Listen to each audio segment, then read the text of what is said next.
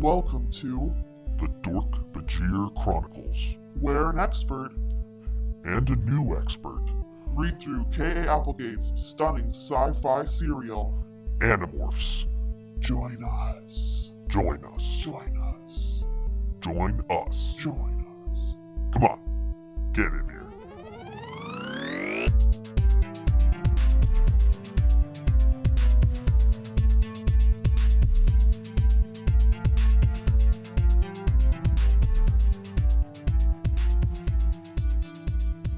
Good evening, and welcome to the Dork-Bajir Chronicles, a podcast where we read through the Animorphs series one book at a time and then talk about it every week.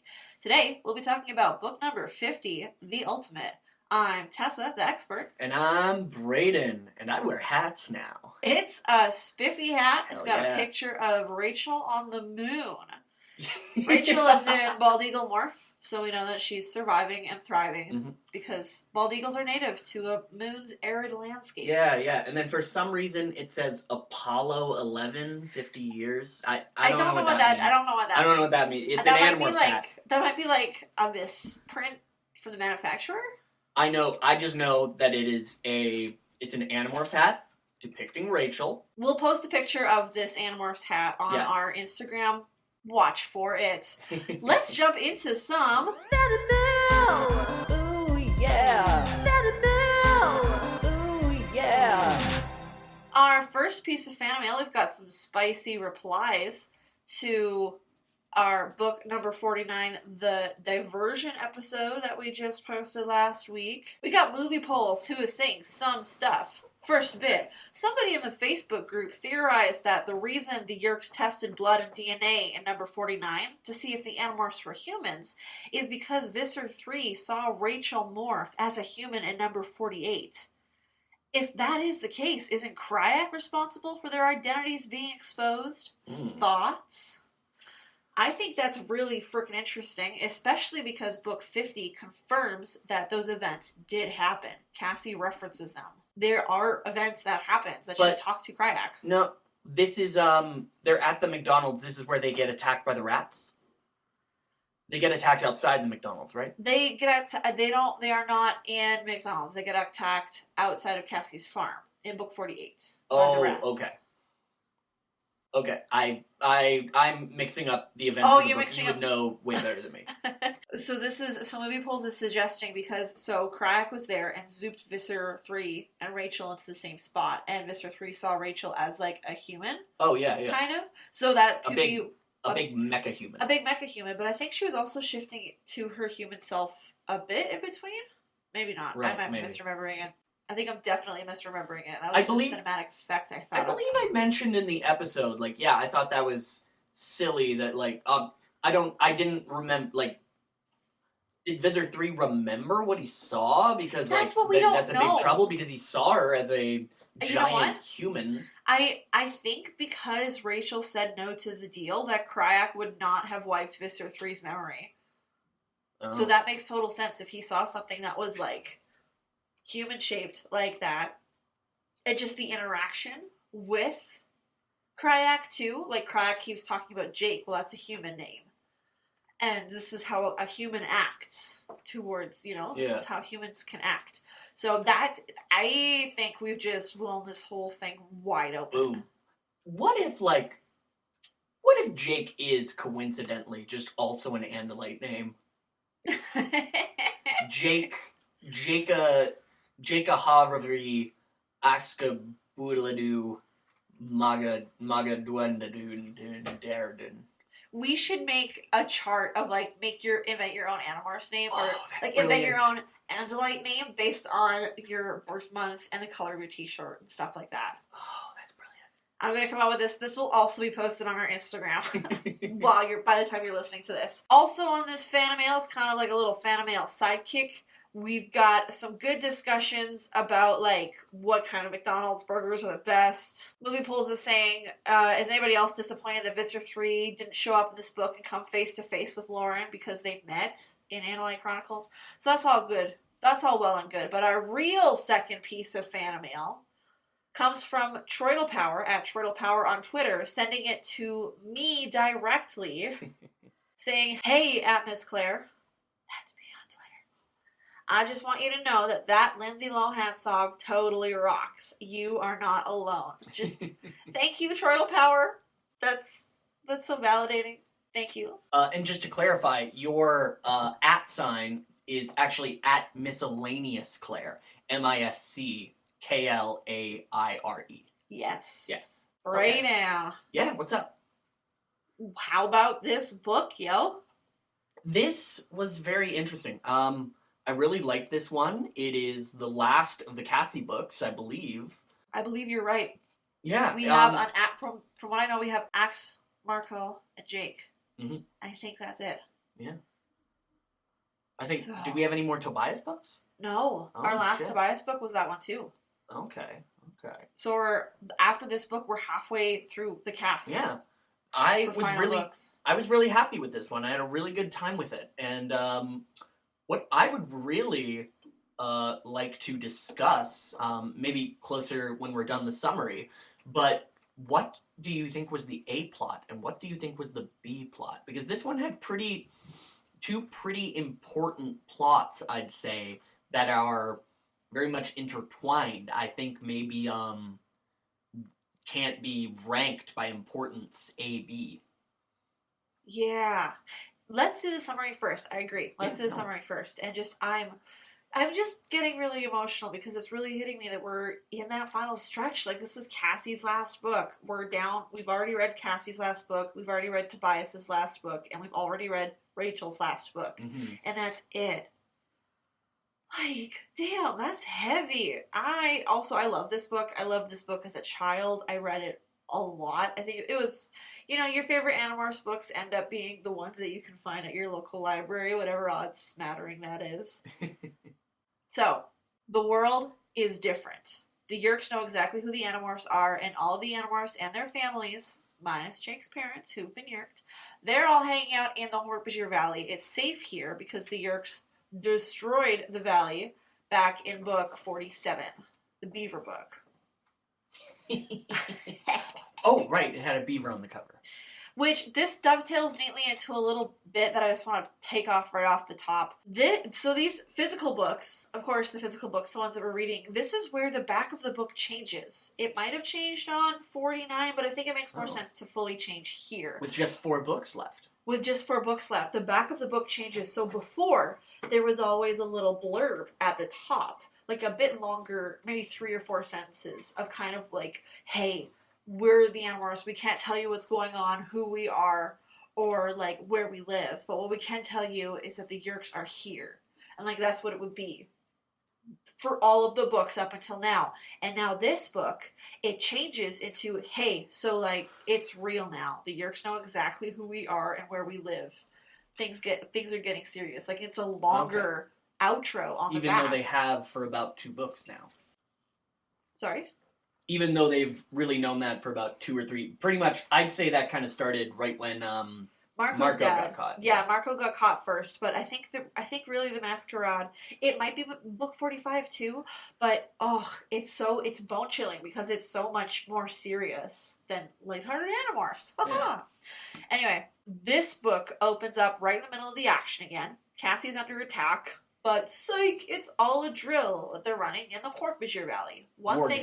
One thing that I thought was really cool about their idea here is they have these pipes that they've buried underground that kids can morph cockroach and scurry through to get places, and from trench to trench. And they've lined the pipes with these little scent pouches like cinnamon or coriander, so they know which pipe is where. That was really cool. And where it leads. That's such a good idea. I don't really see the practical application of it, because how would you be able to use that out in the world? Well, because their plan... No, they're just drilling for this in the Hork-Bajir Valley. For when the Yeerks invade the Hork-Bajir Valley. Oh, okay. Duh. Yeah. Okay, yeah. I thought everything within this context was a training exercise, but when you put it like that, yeah. No, they're building the real stuff for the Hork-Bajir Valley. It doesn't go very well. Cassie is in her head. She can't morph cockroach. She keeps thinking about her parents, how her parents are going to, be murdered. Which is weird. I noticed this is the first time, I think, in a while, at least, that we've seen multiple times in this book. People straight up cannot morph or morph the wrong things by thinking wrong while morphing. And I don't think that's never really been, like, nobody's ever, oops, I accidentally morphed the wrong animal without, like, you know, their dad dating again or a horrifying allergy disease. I mean, but, like, there's a lot of emotional stress happening in these teenagers' brains. So I think that's affecting it, too. Like, it's the same amount of stress as when your dad is dating somebody else. Yeah. Like, so that makes sense. But it is interesting that nobody else splices morphs. That might have been fun if that came back. So Cassie's having a hard time. She's worried about her parents. Her parents are like her mom is like, the house that they're building, the safe house, is not adequate. Like, an animal the Hork-Bajir size. Cassie's like, stop. They're like people. Yeah. They're not humans, but they're people. This isn't a cattle cell, Mom. This is the last fucking resort that we're trying to build fast in case we get literally air-raided. Literally die any second. They know where we live. They could just check up on us to see if there are any survivors. It's very much like a couple times during this book they talk about their parents and other adults just not getting it, just being so entrenched in their own reality that they don't understand that a fucking sci-fi action war is going on, and they're just trying to hold on so tight and just prove that, no, I know shit. I'm still the adult in this. And it's like, no, you're not. You don't know anything. Like, Rachel's mom has been trying to escape, and in this book, right near the beginning here, she's, like, dragged back by Hork-Bajir guards, and she's, like, calls them, like, freaks in costumes. Like, she still doesn't think that this is real. She thinks it's a reality show prank. The fucking dumbest part is that she says, like, I need to leave and contact the proper authorities. And it's, are you fucking insane? Your daughter, like, people who've been more involved in this, you see aliens right now. Like, did they show her like a chi illusion like they did Cassie's parents? Yeah, they I'm pretty sure they definitely did. This is like peak YA adult parents are dumb, yo. Like YA novel shit. I love it. I mean, but I also think that, like, it does make sense from what we know of Naomi's character. Also, we hear so many more of the parents' first names in this book, and it's weird. It's like, I don't want to know my friends' parents' names. Mm-hmm. Your friends? Yeah, the Animorphs are my friends. Ugh. I could have been an Animorph. You're nearly 30. What are you doing? Shut up! Anyway, they're my wards. I'm taking them. I'm taking care of all of them. Oh my goodness. Cassie is really worried about Jake. He doesn't seem like himself. He seems like he's kind of losing it. He's not asking questions like he used to. She wants to talk to him, and he's like, no, I don't want to talk to this. I don't want to talk about my feelings either. And like Rachel, like, everybody leaves this meeting to debrief after the training exercise that went really poorly, and Rachel's just the only one raging, just like, hey, like, what, we should start working, you know? And Marco's like, Jake said break, peace, bitches. And Tobias has been hanging out in Human Morph more now that he has his mom, and everyone's kind of like a little weirded out by that. Also, Cassie in this book talks about how, I think it's the first time they've ever said it so plainly. They say the L word. No, she says that Tobias is like, we don't know if that was a mistake that he got stuck as a hawk. Like, that is said as, like, a collective we. And I think that wouldn't be a conversation that was had necessarily. It's just that Cassie was intuitive enough to pick up on, like, the group vibe about it. So everything's going to shit. Cassie can see that the group is kind of breaking, and she realizes they all have to play their parts in order to get through this. Like, Marco has to be the funny man, and she has to be, like, the feelings and the sensitive one, even though in the beginning she's so pissed off. She is like, I don't know how I can. Yeah. How I'm supposed to be the nice one. She knows that, like, Jake has to be the leader. Like, he has to have something to hold on to in this city. Like, this group needs to lean on him. So at one point, she says, stop feeling sorry for yourself. And that's, ooh, Cassie, I thought you were supposed to be good at this. I know, this is when she's really angry and tired. And she's like, don't be a coward or something. It's like, man up and, like, be the leader. He's like, I never wanted to be leader. You all just said I was. So It's a mess. And Cassie calls a meeting, but she says that Jake called the meeting. And then 2 minutes before the meeting started, she goes and gets Jake. And it's a meeting with everybody there. The Hork-Bajir are standing behind. All of the parents are there in a circle. Toby's there right front. And Cassie just wants to be like, hey, like, Jake, we need you to lead us. And Rachel's mom immediately is like, no, this doesn't make sense. Walter, Cassie's dad, is just immediately, no, we're gonna, like, talk to the adults here. Eva steps out and says, hey, yo, I actually know what's going on because I was infested by the old Visitor One for so fucking long. Just to clarify, when you say talk to the adults, he means the Yeerks. He's talking about negotiating with the Yeerks. Oh, but I also meant that this is true. I forgot that part. But I also meant just he doesn't want to talk to Jake because Jake's a kid. Mm-hmm. Like, so he would rather talk to like one of the adults in the group. So when Eva steps out, he's like, yes, yeah, Eva, I'll follow you. And she's like, no, I know less than half of what this boy knows. We need to follow him. And she specifically mentions Jake is the only one on Earth that Visor One respects and fears. Which, yeah, that sent shivers down my fucking spine. And then, spoiler alert, but they go head to head at the end of the book, and that also sent shivers down my spine. Mm-hmm. Like, this is such a good Jake's book. Like, oh my god, my poor boy. Like, this is when I love Jake. Like, I'm sorry, but he's kind of just boring until you start to see the cracks. Just because he's so good at taking care of himself in his own books. It's only when you see him through other people's eyes you see how much he's like actually breaking down. He's just in denial about it. But now he's not in denial anymore. And Walter comes over, Cassie's dad comes over and says, hey, like, whatever happened, like, you're part of our family now. Like, we're going to try and save your parents, and also you're part of our family now. And Jake's, like, about to cry, and Cassie's just, like, saying, don't cry. Please don't cry, because if he cries, I'm going to cry, and then we'll all be crying, and how would that be? We won't be able to get out of this, which I always thought was kind of sad. Like, I always wish they could have just cried in that moment and been okay. They didn't cry. Jake did a little speech where he said, well, if you want me to be leader, like, let's do it by vote. I don't want to just be a dictator. And the crowd unanimously votes Jake to be the leader. One thing that just, like, I thought about and it really pissed me off during this section was it mentions that Rachel's mom helped the Hork-Bajir write a constitution. And all I could think of as she, like, tried to, like, break out and be like, we need to contact the police. And about this police corruption was like, that constitution is the most centrist liberal bullshit ever. I know it deep in my heart. What? You think she wrote the Hork-Bajir colony a centrist liberal bullshit constitution? Yeah. What? Wouldn't she have written it for the Hork-Bajir? Like, I thought she was literally just transcribing what the Hork-Bajir wanted because she did not care. Why would she kind of put any ideals into it?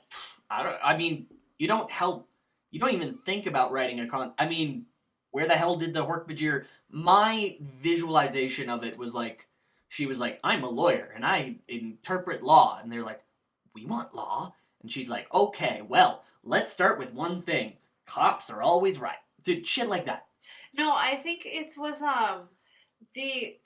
the Constitution, from what I understood, what little of it we saw, which I would have loved, like, a whole book on that, please, or a miniseries. Oh my god, a Hork-Bajir court miniseries, court drama, starring Rachel's mom would be the best.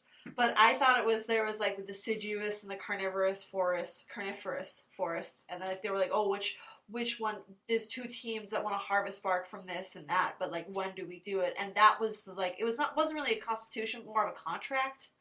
Of, like, what the tribe would do when harvesting bark. That's what I thought it was. Oh, well... That would be wild if she brought in police. Not literally. I don't think she called in, like, human thought of calling... fuck it. America sucks. Countries suck. The Hork-Bajir were better off as an anarcho-commune. And even the writing, even pretending at being otherwise is a fucking travesty. That's what I'm getting at. You just want to live in a nice valley all naked, with your horns hanging out, Naked? And eating bark and living with the hippie people. I'll tell you this. what I want is only for Brayden to know. That is a secret only for me to know. Only for Braydens to know. Every Brayden in the world, please tweet at us and get Brayden to spill his secrets. Oh, cool. Chapo published a new episode. Who's Chapo? The people who understand that bit will get it. Although Chapo did actually just put up a new episode, so that's pretty fun. Oh, God. That means I have to keep this stupid joke in.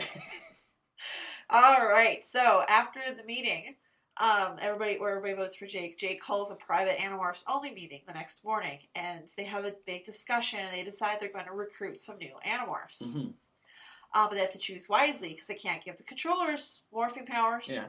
So they decide that just watching prospective candidates for 3 days at a time to make sure they're not controllers is impractical, and they also decide this very sketchy bit of YA fantasy logic, that what we mentioned earlier, adults are too entrenched in their own reality to bother with. So that was kind of, I don't know if you've met some of the adults I've met. That's I think that was a bad idea. But also, like, literally, Brayden, if some, 15-year-old tapped you to join a secret private army where you got to wield a bunch of power, but you had to follow a 15-year-old kid, would you do it?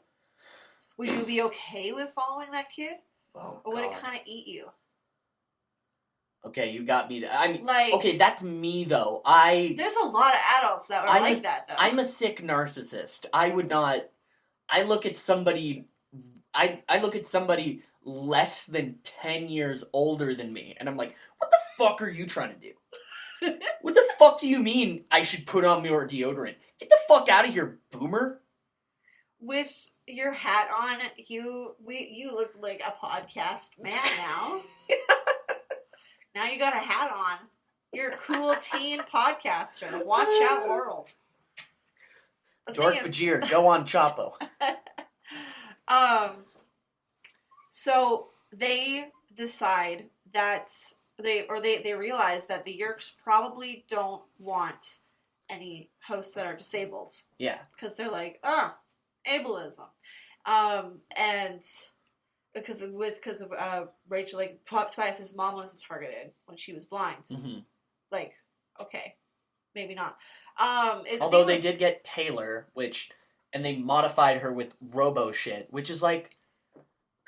I think because Taylor, how Taylor was injured in the accident, they targeted her, because before she, really reveled in being quote-unquote perfect, so they knew that something like this would, really disappoint her, in such that she wouldn't care about selling her soul away to be pretty again, right? Yeah, depending on the kind of person, they wouldn't necessarily know whether that person would do it or not. My guess is that Taylor's thing happened kind of recently, and Chapman knew her. She went to Chapman school. Yeah. So they knew each other already. But at the same time, that does make sense. That's a good that's a good sci-fi rationalization of it. But at the same time, apparently they have this technology to make people harder, better, faster, stronger, even if they started out with, no legs or no arms or damaged skin in the first place. And they care about things like this. This guy that later on they get a couple of different kids who are in wheelchairs. Why would the Yeerks care if they could just give them robo legs? Objectively better robo legs. The Yeerks haven't been doing that. Taylor is an anomaly, and so that's kind of the proof. Obviously there's some reason why they haven't been. Maybe there's some Yeerks that want to, but other Yeerks don't see the point. I think we just found a plot hole, Tessa. It's all torn to shreds. No, what we should do is wait for the authors to release another book that explains this plot hole away. Because we can't leave any stone unturned.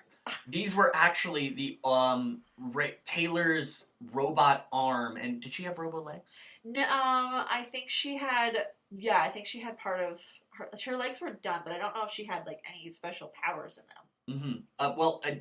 It turns out that the robot parts for Taylor are actually the only robot parts the Yeerks ever made. They had just been they only made the one. They had just been sitting in literally years ago. They had just been like gathering dust on a shelf after somebody 3D printed them because they were bored. No, they didn't even make them. They just stole them from the Skritna and didn't know what to do with them until they saw like, hey, wait a second. This key fits perfectly across her face. This is an arm. Yeah. Yeah, so then the kids have, like Cassie suggests, she thinks about Myrtle, what Axe calls a vehicle, the tailless the antlion without a tail blade. And she immediately feels guilty, like, oh man, we can't have other kids, like, put other kids' lives on the line. Especially disabled kids, which is something that, like, she struggles with a lot, and a bunch of other people in the book struggle with a lot. Like, we can't ask them to do this. They're already disabled. Like, it feels really bad. And then they meet James. When we skip ahead, James has this whole quote, you might think our lives don't mean much to us because they don't mean much to other people, but we do value our lives and one another. Like, it's just, I don't know. I haven't read what disabled people think about this book in particular and how it was done. So I don't know. I thought it was very realistic. I thought that they felt like real people and not just props you sometimes see. Like, oh, and now we learned, that we should love everybody on God's earth. Love everybody. So it is decided that Jake, Marco, and Cassie will go on the recruitment mission. Jake is snapping a little bit more. Like, he has an energy more like his old self, but there's, like, some flashes in his eyes that remind Cassie almost of Rachel. Like, every once in a while he turns around and, like, flashbacks to Vietnam start going by and it starts playing bow wow, some Creedence Clearwater Revival. And, like, Jake says that we're not going to bike the whole way. We're going to steal bikes when we get most of the way. Cassie and Marco both think that's a bad idea, and Jake snaps at them and says, you made me the leader, so follow my orders. And they're like, okay, cool. Yeah. We're just going to keep an eye out on you, I guess, because you're a live wire. Marco, it doesn't specify sarcasm in his voice, but his response is, your wish is my command. No, I think he's like, you're the boss. I remember a line, your wish is my command. So. Marco did say that, but I think it might have been somewhere different. Anyway, they demorph in the alley by a bike store wearing bike shorts. It is discussed again, like it's been discussed in a couple of books now, that they can morph other clothing. And then the Yeerks jump out of all of the buildings and surround them, and they have to steal bikes and bike very quickly away. They can also morph their clothing as well as anything in the pockets of that clothing. What do you mean? Well, later on, like, it specifies that Jake has the morphing cube in his pocket. I think, which didn't realize this thing could fit in a fucking pocket. Okay. I think they broke it down. They had it in their pockets broken down, and then they took it out, morphed a bird, and flew with it in their talons. Oh, okay. Like, I think that's what they put it in the pocket and took it out. Okay. I missed that part. I mean, but I wonder, they could probably start with something small. Like, what if you had a piece of lint in your pocket? What if you had a penny? A dime? Anyway, they are jumping on the bikes. They bike away super fast. They're Lightning McQueen. They turn down an alley and super morph cockroach. Remember in the early books when morphing took like 3 full minutes? Yeah. They sneak into this building. They demorph, and they're in a costume shop. And lo and behold, there is an entertainment group of teenagers that is going to go play at this disabled rehab center. And so the kids just, like, take some costumes and go with them. Man, it's really helpful to have, like, a character who's literally God that doesn't show up much, that you can kind of, like, give all of these excuses to sometimes, huh? Yeah, especially because there's something else that happens towards the end of the book that's very similar, and Cassie's like, I have no idea how it happened.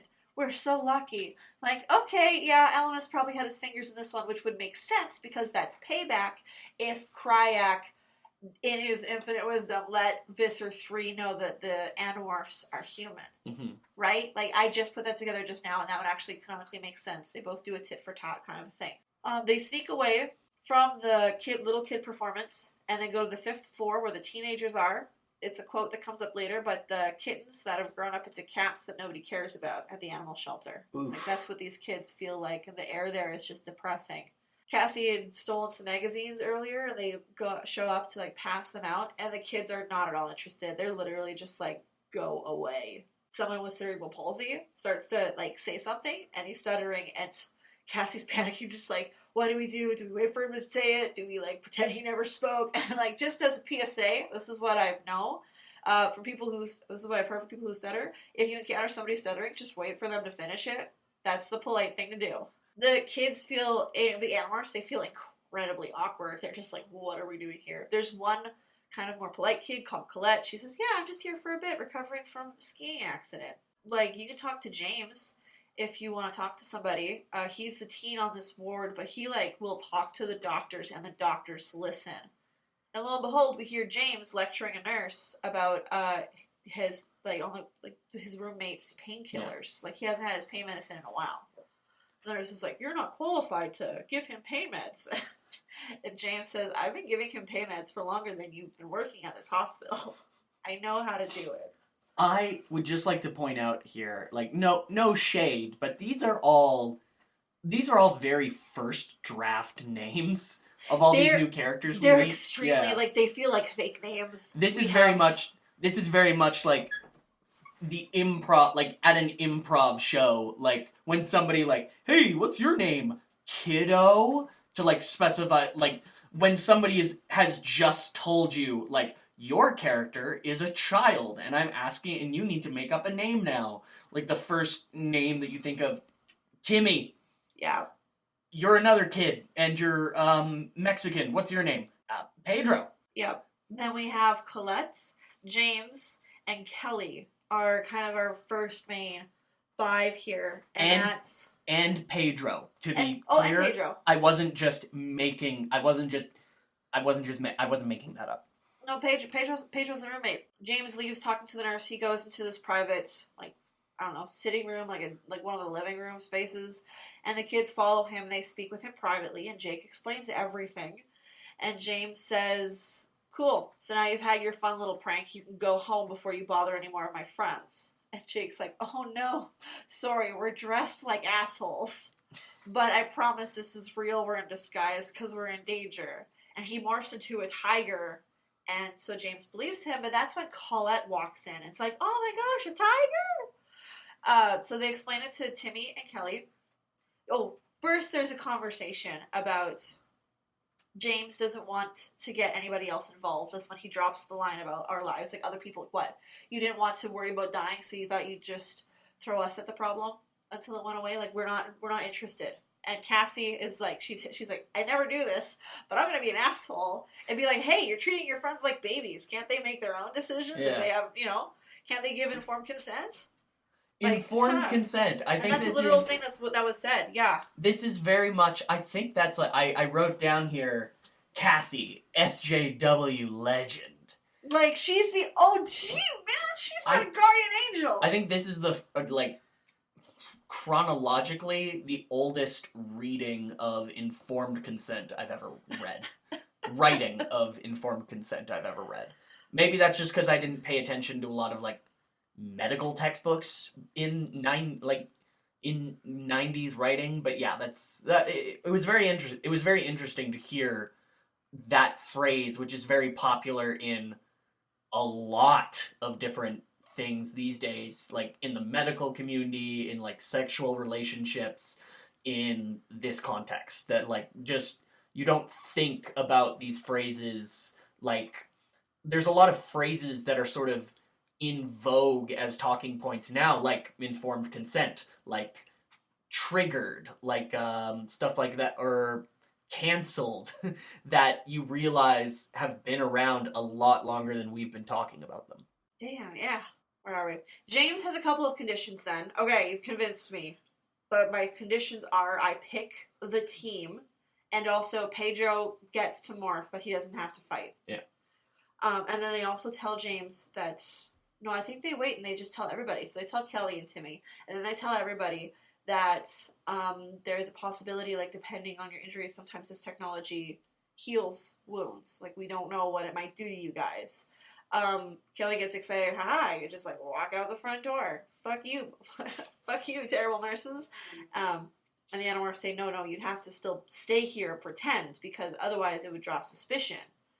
And they all say, yeah, you know what, we could do that. We'll be an undercover mission. And Marco had cleverly picked up a pigeon while they were outside, and he brings it out, and that's what the kids acquire first. And this scene of them acquiring, like, morphing for the first time is so beautiful. And, like, we're seeing it through Cassie's eyes, who's also being emotional about it. Like, she, like, feels like their mom or, like, their big sister, just watching them do it. And they're being happy little pigeons.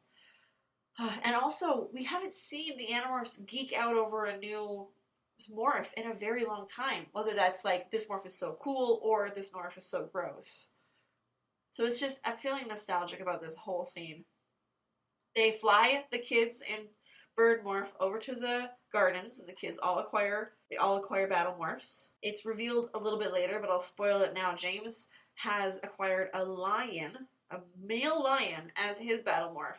And Jake was not superstitious at all. He was like, good choice, James. And Marco and Cassie are just like, yo, that's the morph that David used. I wrote down here, and it turns out I didn't have to go through those emotions, but I was like, if this book is about the Animorphs dealing with a disabled children's coup, I am going to be very uncomfortable.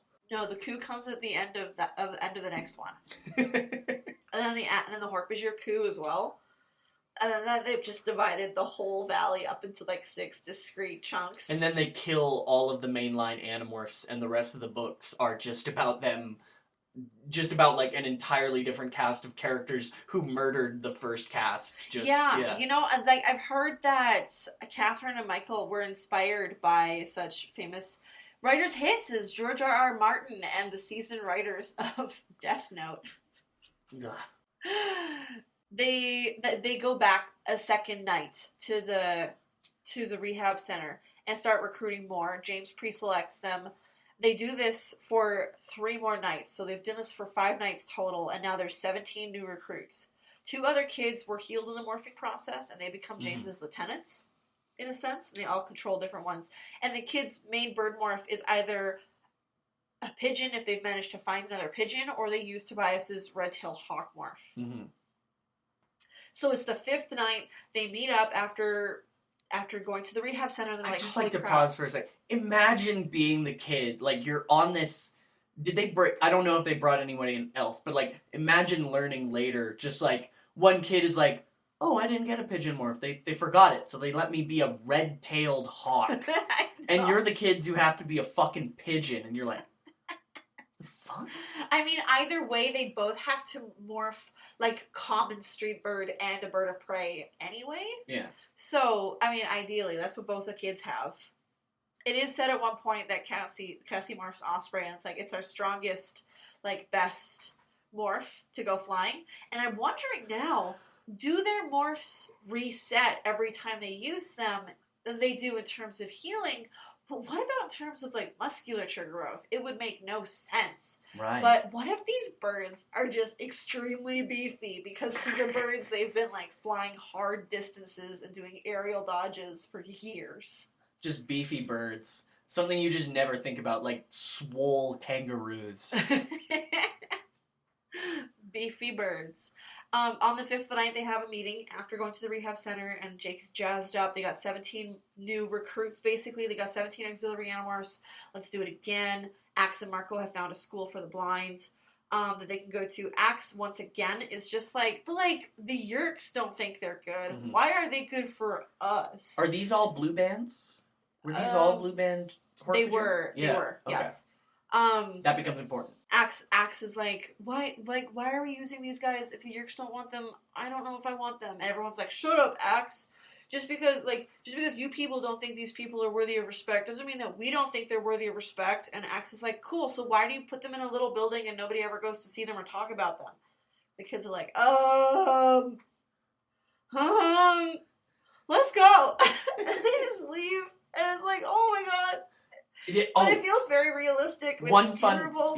One fun thing that I noticed is Axe is like, I'm not sure if these kids are right, if they don't have any experience in battle or sports. Which is like, Axe, I knew it deep down. Axe is a balling his war guy. Like, you know the type of guy who's like, oh man, I played football, or like, oh man, I fucking hunted as a kid. I could totally go fuck up in Afghanistan. I get it, yeah. He's like, sports. It's because he knows the only sport he knows is driftball, which, as we all know, is incredibly dangerous. Yeah. Driftball. It's basically like LARPing, but with real swords. Yeah. It's basically like just paintball. But like, that little bit in Good Omens where they turn the paintballs into guns. We should do a special episode where we like Calvin ball our way into like making up the rules of what exactly driftball is. Oh my gosh, that would be so much fun. Okay, tweet at us on Twitter if you want us to make that. Yeah. If we get enough interest, then we'll do it. And include some of the rules that you think driftball has. Yeah, and we'll find a way to incorporate all of the rules. We will come up with the perfect game. Well, let's not make too many promises there. They go to the school for the blind. They sneak in. They've never been here before. Yeah. They sneak in. Rachel starts talking to this one girl that they've woken up. Which is like, okay, correct me if I pictured this wrong, but they're in a single room where all the blind kids at this school are, right? I don't think they're all there. I think it's dormitories. Okay. So there's maybe like 5 or 8 people in this room. But then like a bunch of Hork-Bajir come in all at once. And Visser 1 turns into a giant squid in this room, right? Not in this room. Okay. Not in this room. In fact, I think only humans come in this room. Okay. I think it was a little bit weird that this school for the blind had a Dickensian style, like... It's just like bunk beds on bunk beds on bunk beds. Yeah. Rachel's talking to one kid who is... who she woke up. I think there's like 4 kids in the room. It's like a dormitory. 4 to 6, maybe. Cassie feels the heebie-jeebies, so she morphs like Owl to look around, doesn't see anything, so she morphs Fly and spots a camera. Oh shit! Tom comes into the room, and all the kids wake up and they're like, what's going on? It's like, don't worry, kids. It's just a prank that some teenagers are pulling. I'll escort them out of here for you. Yeah. And Tom... And I'm a policeman. Like the kids weren't like, maybe oh, cool, he had been cool. volunteering Who the fuck are there you? for a bit. That was kind of what I was wondering. Oh, yeah. They had time to plant a camera. Yeah, which is very... They noticed something. They might have... Yeah. Yeah. The fact that they had But the fact that their solution was to put a camera in children's dorm room... Yeah, that's not good. Let's not brush past that. That is very... Yeerks are bad guys, for sure. Yeerks are... a very certain sort of bad guy. Tom is there with a bunch of his cronies, and they take Jake and everybody away, but Cassie's still a fly, so she's following behind silently. They lead Jake and them away, and Jake is, like, stuck, holding between beefy, muscly men, maybe even a few Hork-Bajir now, and Jake slaps him. Tom slaps him. Yeah. He slaps his brother. He says, my own host's brother, I can't believe I didn't see you. Like, all of those years. Visser 1 almost made me die of starvation because when we found out that it was you. Like, I was such an idiot. Which is interesting, because in Megamorphs number 4, I believe it was, Jake, they're time traveling, and Jake finds out from Tobias that he died in that timeline, because Tom found out and was so humiliated that he killed him before Visser 1 could find out. So I wonder why that didn't happen in this timeline. Wait, what? What timeline? In book 4. Megamorphs 4, where they go back to before. Tobias says that to him? No, Tobias never sees Jake. Wait, that wasn't a Megamorphs. That was a mainline book. The one where Jake mentally time travels to the future 41, and has the unexplained, human psychology is so interesting. Oh, what an interesting choice you made. And it never tells you what choice he made. Because I can't extrapolate without details. Right, because Tom would have found out while Jake was out of the house. He wouldn't know. No, because Tom would have came home. The idea was, I think they put him back right before that happened. Right, okay. Because Jake came home, he had blood all over his leg. Yeah, okay, because in the actual timeline, Tom didn't find out on his own. He was told by the Yeerk command, so he couldn't just kill his own brother and play it off to cover his own butt, because all the other Yeerks already knew. Okay, that makes sense, yeah. So, Tom orders them to be taken to the garage. This is where there's Hork. I think there's got to be at least a couple of Hork-Bajir here. I mean, you guys, I read really fast. Cassie leaves to go get the auxiliary Animorphs. She yells for James. They gather all the kids. They all morph birds, except for 3 of them. There's a hedgehog, a walrus, and something else. And that's what Braden alluded to earlier. But then eventually they're all birds. They get going. They land on this outside of where the battle is going to happen, and the kids are getting nervous, oh my gosh, this is a real fight now. James demorphs first and walks in front of them to do an inspiring speech. All the kids demorph to go into battle morphs, and Cassie sees them as they are there without any of their equipment. So there's Kelly can't really breathe, and Colette can't walk, and Timmy can't, he falls on the ground and hurts his head, and Cassie starts freaking out, oh my god, you guys, you can't, what's going to happen if they have to demorph and crawl out of there? They can't crawl out of there. She tells James to go, and James is no, we're going to do this. And they battle morphs, and they charge, and break into the garage. But about the same time, there's this limo that they saw driving while all the kids were bird morphs. Mm-hmm. And that limo jumps out, and here is Visser 3, now Visser 1, and he's an Andalite. And he's in the space. Holy fuck. And there's 2 moving vans full of Hork-Bajir that jump out. And this enormous battle happens. James steals the morphing cube away from Tom and takes it someplace, and he comes back and he's I got the morphing cube to a safe spot. Huge battle. Visser 3 morphs this fantastical creature with his huge tentacles, and then he grabs hold of Jake's neck and is whipping him around the room as a tiger. Oh, and they have a face-to-face moment where it's the first time that Visser 1 has looked his enemy in the eye and known him to be a human boy.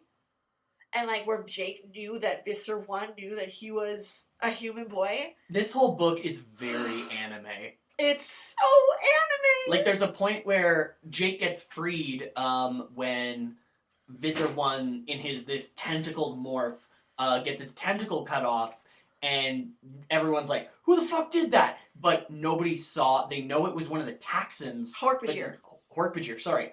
But nobody knows which one did it, and they know, aha, there are resistance Yeerks in the blue bands. That's brilliant. But that's not, you can't do that. That's not a thing any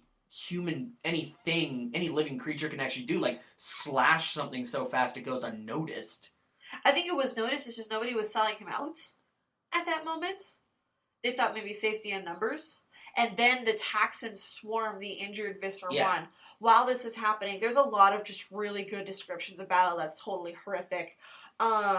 Colette is the first, she gets blazed down the back, but she's morphed to crocodile, so she's okay. And she's ha-ha, who wants to wrestle with this green baby? She's hilarious. I love all of them. Kelly is a bull, and she gets really injured, and Cassie runs over and says, do you have to demorph? And Kelly's no, if I demorph, they'll see me and know who I am. She took that warning to heart. But Cassie and Marco convince her to start demorphing. Marco scoops her up in his gorilla morph and runs her out of there.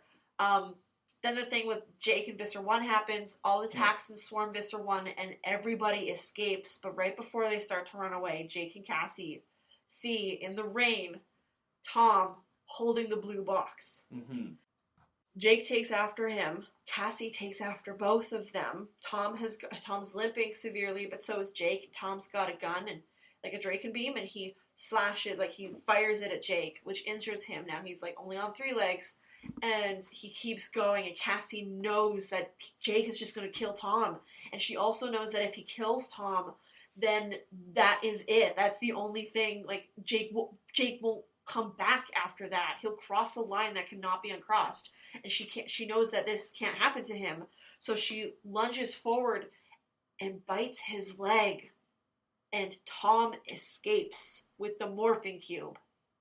There's one final chapter that's 2 pages long, where it talks about how the other Animorphs don't know exactly what happened between Cassie and Jake. All they know is that Jake is furious at Cassie, and that Tom got away with the morphing cube.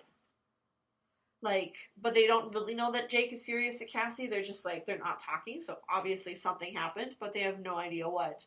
Cassie's like, okay, well, she decides to press the issue, and Jake just rounds on her like, how dare you do that? You gave our greatest weapon to the enemy. Now we can make no more auxiliary Animorphs thanks to you. And also specifies, like, fine, that's fine if you, like, not fine, but, like, if you wanted to save me from killing my brother, that's fine. Why didn't you go after him? And she ends like, I have no idea. I have no idea why I chose to do that thing. But I still think I made the right choice. And it's like, oh, man. Oh, Cassie. Oh, there's a bit when they're flying out to the School of the Blind where they're informing Toby. They haven't told Toby or anybody about their plan yet, but now they have 17 auxiliary morphs. They tell Toby, and Cassie's dad overhears this and is just like, what the fuck are you doing? You can't do that. You can't give other kids, like, make other kids fight in this war. It's too terrible. And Cassie, like, is so angry and, like, sad and frustrated. She just morphs and leaves. And then halfway through flying to the School for the Blind, like, she's like, I can't go. I can't have that be the last thing I say to my dad. What if I die tonight? Like, fuck. Don't worry, Cassie. You're not gonna die. This is a children's book. Cassie feels guilty a lot because of how people are feeling, even when it's not her fault. And, like, that's a whole mood. As they say, extremely relatable. Also, yeah, like I said it, I want to say it again, like, we know for sure now, because of this book, from Cassie's perspective, that Rachel really did meet Crayak, and that was real. It wasn't just a fever dream. Which is wild, because does Cassie remember any of it? Was Cassie actually there in the end of the book, like Rachel said? Like from Rachel's point of view, she was? Mm-hmm. Because there were parts when she was Drode, parts when she was not. Yeah, reality warping really does throw a big wrench into a lot of stories, especially serialized content like this. Like, just look at, like, if you've ever read a compiled version of Final Crisis, like a trades version of the DC event Final Crisis. That shit is confusing as hell. I didn't know what the fuck was going on half the time. There was Darkseid was the villain, and then there was, like, this being that was, like, Earth was, like, just an atom to him, and he fought a robot Superman. On a Final Crisis, that we're talking about book 48 now. And maybe we should definitely get away from that. But I think. But now we're on book 50. What did you think of this book? I really enjoyed this. This was a very good read. I'm really glad that the Cassie books kind of got to go out on a good note with me. A really good note. After I had been very, very open and honest about my lack of respect for the Cassie books over this entire series. And I'm glad it didn't go out on, like, a lot of Cassie books were very much like the beach episodes of the Animorphs series. And especially how they usually ended on a joke, too. Mm-hmm. Which would just really hammer that home, that if it's like, they're also anime-esque. They're just beach episodes. Yeah.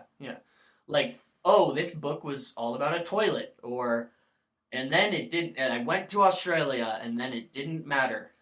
Yeah, no, this is a very solid Cassie book. Yes. This is a very solid Jake book. Yes. Marco gets some good stuff in this book. We learn a little bit more about Tobias. Like, we see him being more morphing human to be around his mom, when normally he'd just be more comfortable as a hawk. Mm-hmm. Like, he doesn't hang out as a human at all. That's never described, except when he's going on a date with Rachel. Or they're meeting at the mall and he wants to be there. Like, that's it. This is a really good Axe book, too. Yes. It's a really fucking solid Animorphs book. Yeah. And I really, what I was going to say at the top, I couldn't really get a hard and fast read on what I thought the A plot or the B plot was. Do you think there are two plots? There is getting the auxiliary Animorphs, finding them, training them, and sort of, like, dealing with the moral ramifications of that.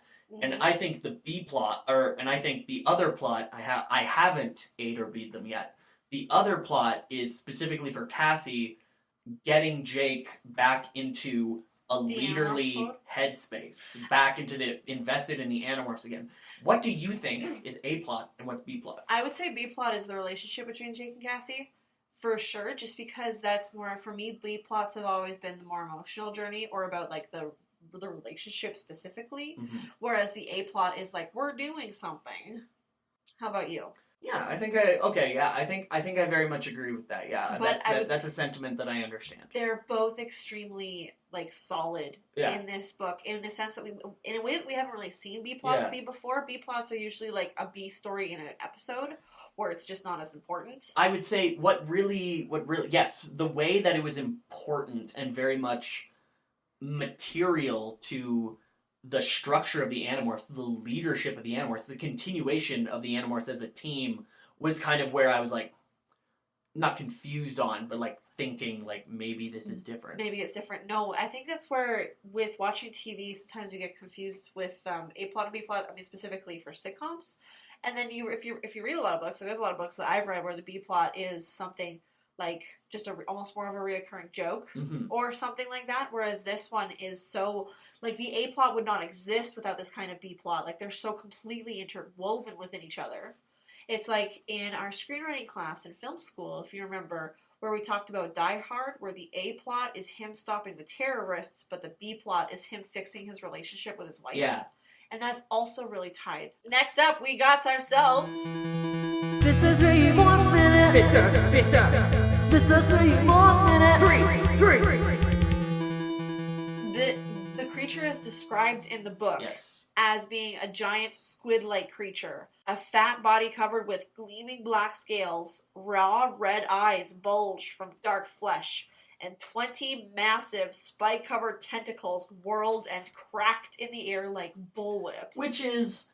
There's a lot of morphs that Visor 1 does, Visor 1-3 does, that I feel are, oh, this is very scary, but there are ways around this. But this one is just like, come on, it's unrealistic that this thing doesn't fucking kill you. Like, he gets one of these tentacles around Jake's tiger throat, and these spikes don't fucking bleed him?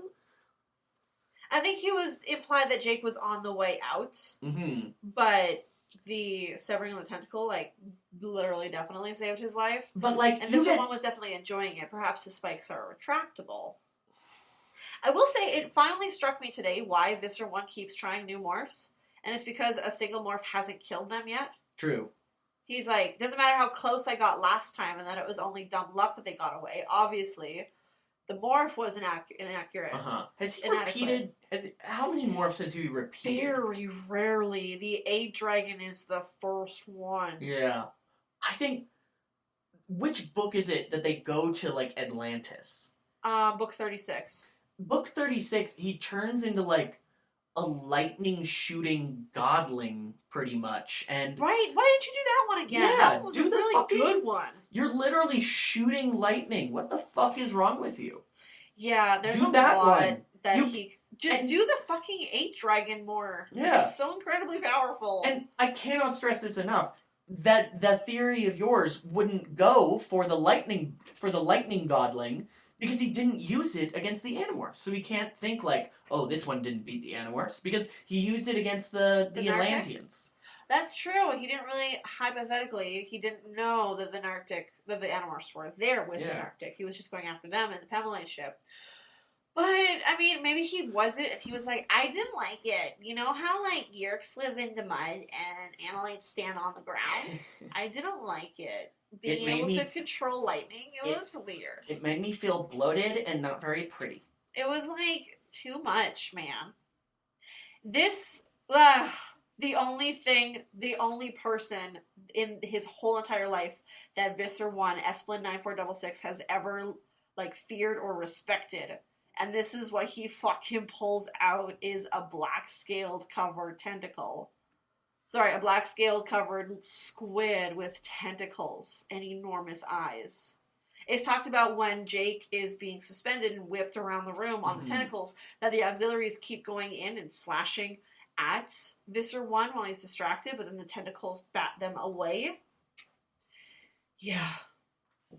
Oh, and then there's cheering from his cohorts in a circle around him as he's swinging Jake around, so that's really fucked up. So Visor 1 is also a balling is war guy, along with all of his besties. Yeah, they're all ball is war, and war is ball. All right. So, Tessa? Yes? Do you know what time it is? I think it's... My Life, My Morphicline! My life, my morph. In this segment, we decide on what the best use of the main morph in this book would be in our own lives. So, Tessa, how would you use a great horned owl morph in your own life for purely personal reasons? Now, if I may, I think I know what you're going to say. What and am if I could, going to say? You would literally just do it all the time for fun. I am looking, folks, I am looking around her office space right now. I'm hanging out with her. I see 3 distinct owl accoutrements around here. One of which is a literal painting of an owl that she has on an easel. It was a gift from my sister. Oh, 4. I just adjusted myself a little and see over the screen a giant, a rather large fluffy of the Pokemon Rowlet, which is owl-inspired. I love him because he's grass type, which is my favorite, and he's an owl, and I call my Rowlet Boy Band. He's the cutest. He looks like he should go to, like, Darren Chris's school in Glee. What's that called? You know. God, Glee. Ugh. Anyway, fucking travesty. What else I would do with a Great Horned Owl morph? Well, I read Farley Mowat as a kid, and he had that one book, Owls in the Family, that I loved to pieces. And in it, he talks about this boy has rescued these 2 great horned owls, and one of them... I remember that book. It's so good. One of them he calls Wool. It's a great horned owl, but I was going to say his leaves. That's wrong. His feathers are almost all of them white, so he looks really cool. I would want to be that kind of great horned owl, because that's dope. And he would play pranks on their dog by, like, sneaking up behind them on his feet. He'd sneak up behind the dog and then gently put his paw on the dog's tail. His and then, paw? Sorry, his talon on the dog's tail, sorry. There's old Disney movies that refer to bird talons as paws, and it freaks me out. And he would just suddenly honk, like, hoot really loudly and squeeze the tail, and then fly up into the trees and be like, huh? What? What's that attacked you, buddy? I didn't see nothing. And that's hilarious. Also, I would go to the grocery store and pick up small bags of groceries and fly them home. What would you use with a great horned owl morph for? So I used to be a big fan of night biking. The summer after I got out of theater school, I really had no direction in my life. I did an audition for like a theater, Shakespeare in the Park theater thing that I thought would keep me busy for a very long time, and that I thought I had an in with, that turned out to be nothing, that I did not get into. So my summer was very uneventful, very filled with, like, just staying up very, very late and just wondering what the fuck am I doing with my life. Oh no. And so I also got my bike I also got my old bike back in town during that time. So I biked around at night a lot and just cruised around. It was very dangerous because I had no brightly colored clothing or helmets or anything. So, like, you know, I tried to, like, stick to the light in the sidewalks, but if something hit me, or, like, if I took too big a spill, I would have been fucking dead, and it would have been my own fault because I was not visible. It wasn't like you just did the empty neighborhood streets. You, like, went in populated areas with cars? Yeah. Well, like, I would go along, like, it was a pretty small town, so nothing, like, crazy busy, and this was before, like, bike lane laws were, like, super, super I'm just saying, in vogue. It probably would have been super easy to avoid the cars if you want to just bike in the carless streets. But, okay, sorry, where I'm going with this night owl morph thing is I would just completely avoid the danger, and I would have flown all night long. Just had the best fucking time. we've got our friends at home, and some of them would say the same thing. Movie poles would fly around at night, but he would use his powers for good. He'd see if there's any crimes or assaults taking place and use thought speak to prevent them as much as he could. Sarah on Twitter at eGirlDio, I relate to this one so much. She would pretend to be in Guardians of Ga'Hoole. I was really into Guardians of Ga'Hoole as a kid too, but there just came a point where I realized, like, oh, I'm 3 books in, and there's, like, 8 books already. So I just sort of gave up. Wow, no, I read up to book 7, and then I was like, okay, but now I am, like, 16, and maybe I should stop reading this. So I switched to Warrior Cats. Yeah, very much more mature. I do love the Guardians of Ga'Hoole movie. Anyway, Brayden. Okay, Sarah at Wallybird92 says, just fly and look at mountains and forests and stuff, dude. Why stalk people when you can have the most breathtaking visual experience of your life? Wow, really calling out movie polls there. I just started reading that one blind, but fuck. Oh no, is there beef in our Twitter feed? Is there beef in our feed? Don't beef up our feed, wow. y'all. We know it's no beef. These two they're friends who agree on something, not at all. They have complete polar opposite opinions, and that's totally fine. Sarah Johnson at Bovard Sarah says, I would prank my family by morphing at night, sitting on a dresser or chair, then wait for them to walk into the room and let my silhouette and gleaming eyes take care of the rest. I would also use it to scare away the squirrels nesting in our shed. Owl emoji. I love it. The owl emoji is a very badass emoji. It's pretty cute. I do have to say, I should use it more now that I know there's an owl emoji. We've got a bunch of new responders on this tweet. I love it. Yeah. We've got IK at Tootzoot. Would fly over to a friend's house or take a trip to the mountains. I don't have a car, so wings are the next best thing. And Rotbetwixt, at Rotbetwixt, with getting to my doctor's appointments on time. And Blake Brinkley is like, yeah, all of this. Speaking of, Blake Brinkley sent us just this beautiful thing. It's too long for a tweet, so he sent a screenshot of it. Brayden, do you want to do the honors? Yes. Blake Brinkley, well, first of all, says they love the show, so... Yeah, thank you, Blake. We love you, too. Assuming Animorphs and Harry Potter take place in the same universe, big leap, Blake, but okay. I'd fly my 32-year-old ass to Hogwarts and insist on enroll... Oh, Blake. Oh, Blake, what?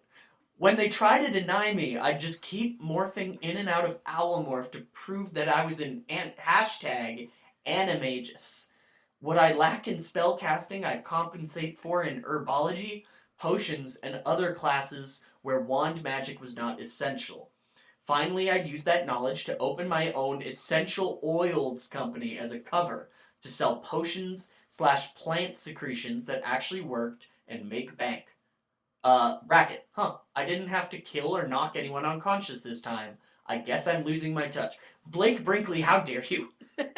I know you're calling me out there, Blake. No. Blake Brinkley also had, remember the beaver idea? I'm pretty sure this was the beaver idea. This was the beaver idea. They were just going to mug a bunch of people as a beaver. Okay, I just felt very personally called out on that one. We also did not use any kind of bomb in this one.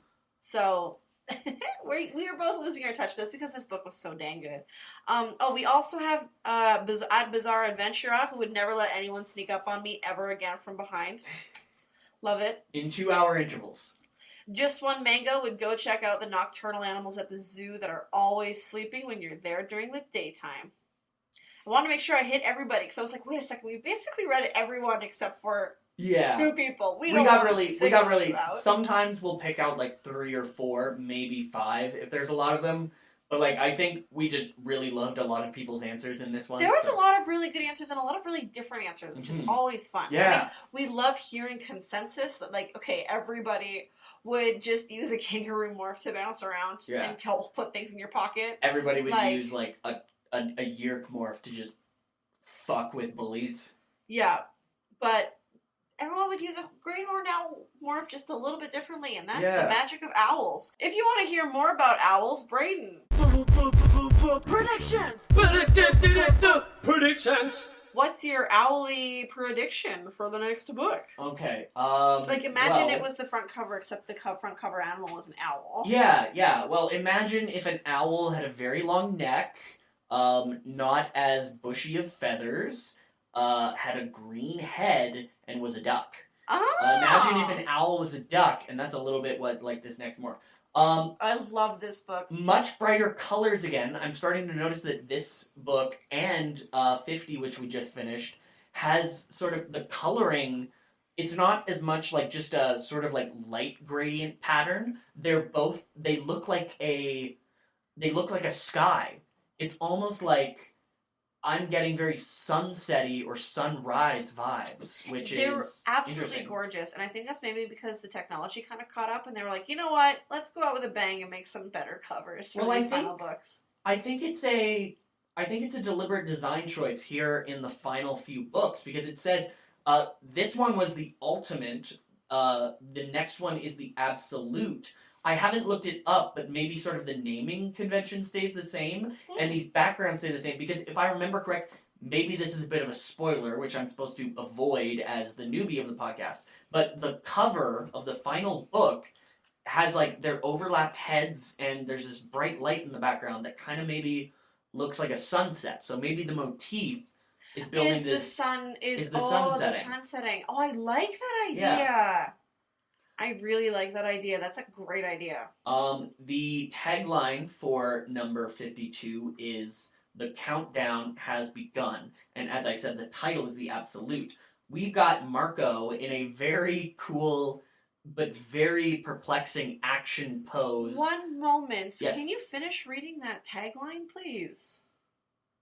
The countdown has begun. That's all it says for mine. It might say, and maybe it's not till the next book, but it says the final countdown has begun, only 4 more books until the end. Oh, okay, that's not the tagline. Along the top of the book, I'd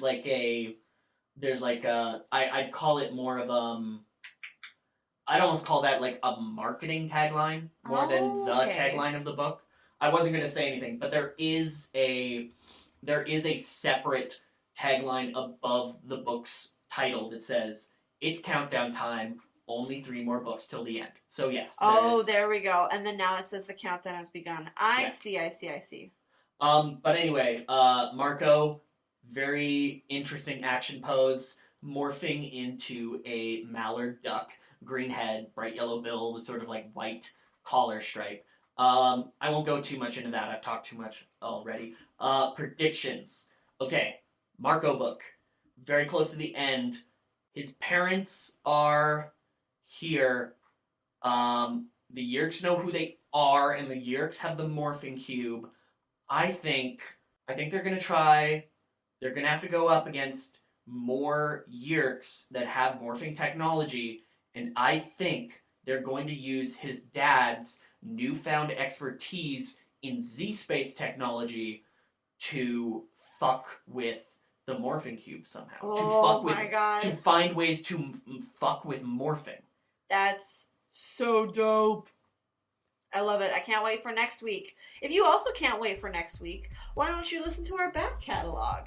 We can find more of our stuff on Twitter, Tumblr, Instagram, or Facebook. Remember to subscribe on iTunes or wherever you get your podcasts, or else you won't fucking hear our back catalog.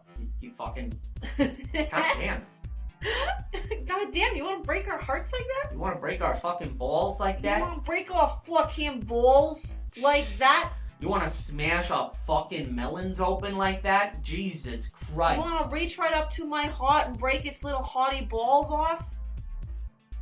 That made sense. My name is Tessa, the expert. And I'm Braden, the ball metaphors. And this has been Baller Morphs, the Ball is War Chronicles.